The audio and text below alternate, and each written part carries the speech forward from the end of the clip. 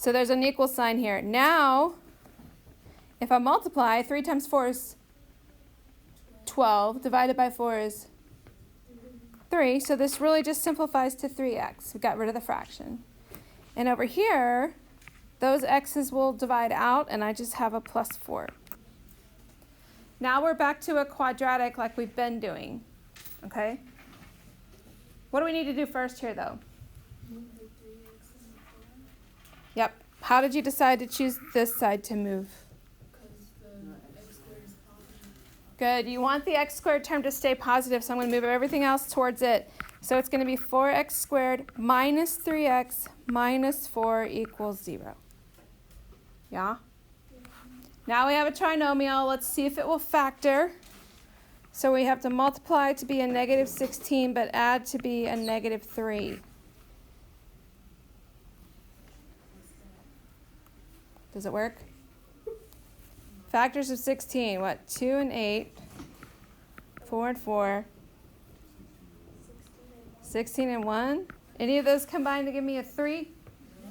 No. So we can't factor, bro. What are we going to do? We could do quadratic formula. Could we complete the square? Nobody wants to complete the square. And here's how you know, guys.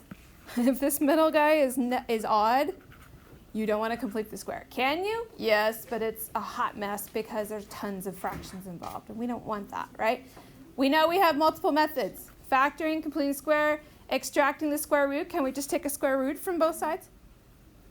This one doesn't fit that format, does it? No. So then we're just left with quadratic formula. So let's just do quadratic formula on it. Making sure we know our quadratic formula, right?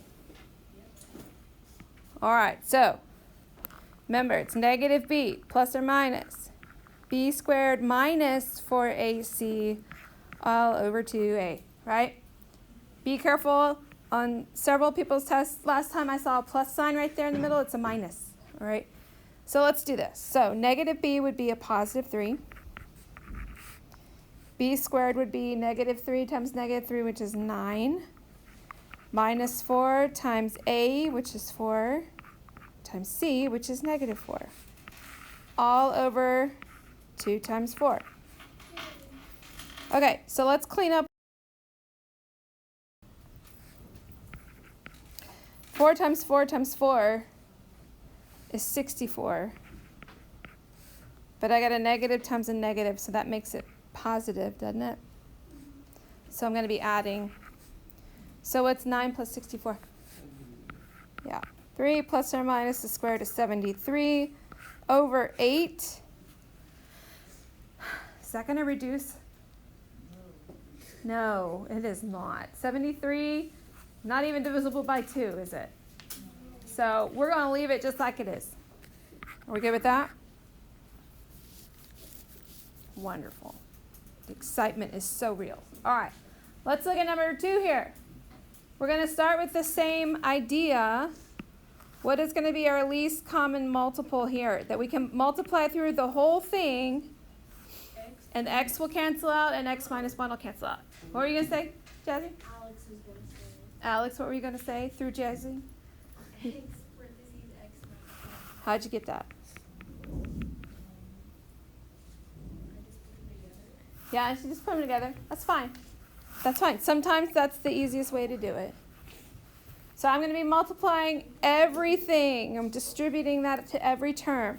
So 3x times x minus 1 all over x equals.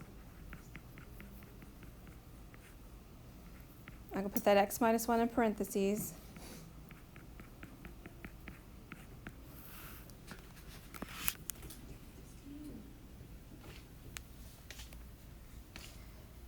Now let's see what we'll clean up, what we'll cancel out.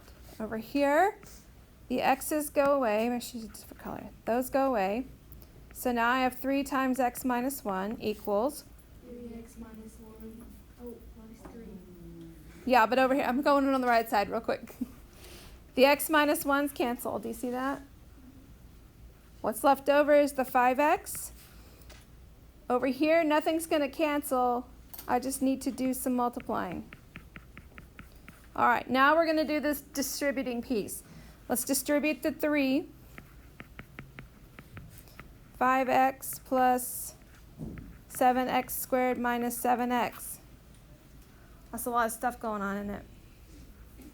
Now we're going to collect like terms, keeping x squared positive. It's positive on the right, so we're going to leave that on the right. So 7x squared. We're going to have to move this 3x over, so it's going to be minus 3x. So what are we going to have? Negative 5x. When we combine all those. Negative 7 minus 3 plus 5. Leaves me with negative 5. And then the minus 3 over here becomes a plus 3. So it's going to be plus 3.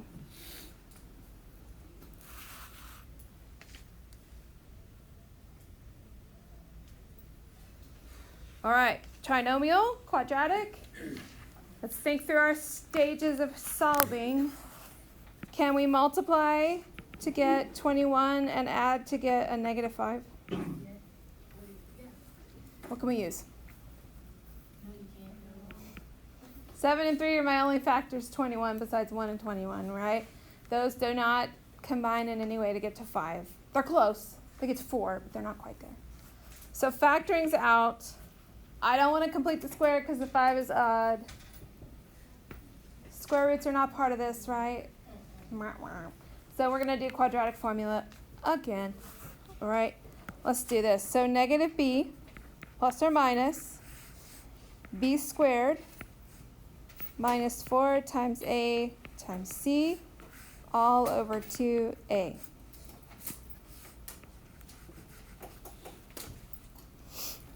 All right, let's figure out what's going on under the radical here. We've got 25 minus 12 times 7 is 84. I don't know what that is. 25 minus 84. It's 84. Well, but what's 25 minus 84? Oh. Negative 59. Oh. That's what I was going for. Negative 59. All right. So now I have 5 plus or minus the square root of negative 59 over 14. Am I finished? No, you said negative, so it's got to go in front of the square root as I. We're going to pull the negative out as an I, right? So I'm going to end up with 5 plus or minus I square roots of 59 over 14. So kind of gnarly, but not impossible, right? But it all started with this least common multiple step. That's what these questions today, how they're differing, okay? So try them out. Whatever you do, do not stay stuck, because that's not the place to be, all right? What happens when I divide by negative? Okay, don't forget that, right? I know you're getting in a hurry. It switches to a greater than or equal to, and this becomes a positive 12. All right? Now, as we go through 2.4, you're going to need to draw on a number line, shade it. It's going to be a closed circle. Why is it closed and not? Because it's an equal to. Because there's an or equals to attached to this. And then I'm shading greater than to the right. And then if I write it in interval notation, how does it start? What does the closed circle translate to in interval notation? The bracket thing. Bracket thingy. This thing, right? Closed circle means bracket. And then it's going to go to infinity. So as we're walking through this unit, you're going to want to put all these 3 pieces into your answer. Right now it feels very redundant. When we get to part C, there's good reason for it, okay? So trust me here. Let's look at number 2. This is a between question saying x is between 2 numbers, right? It literally is between 2 inequalities, right? So if I solve it, I'm going to isolate x like we always want to. So I'm going to start by adding 7 to all the sides. Negative 4 plus 7 is 3. Less than or equal to 9. Divide by what? 5. So I have 3/5 less than or equal to x less than or equal to 9/5. Now, don't worry about the fractions.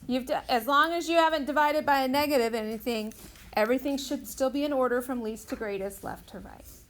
Okay? So on a number line, Your left-hand value will be the left-hand value, and the right hand would be the right hand. Now, is this one going to have open or closed circles? Closed. And how do I shade this one? Between, right? X is between, just like it is up here. I'm shading in between those values. And then interval notation, closed circles means brackets to 9/5. And that's it.